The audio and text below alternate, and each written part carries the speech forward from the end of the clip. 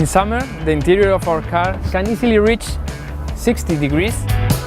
One of the most common mistakes we make is to turn on the air conditioning full blast as soon as we get in. It's better to first lower the windows and let the car cool down naturally.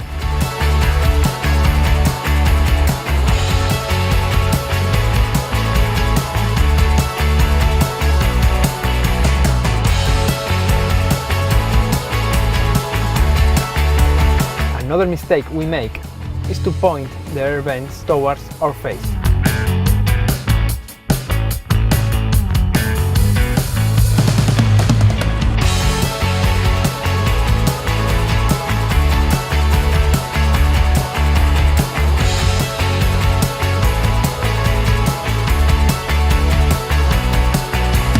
By parking in a shady spot and with this simple gesture, we can prevent the inside of the car from getting excessively hot.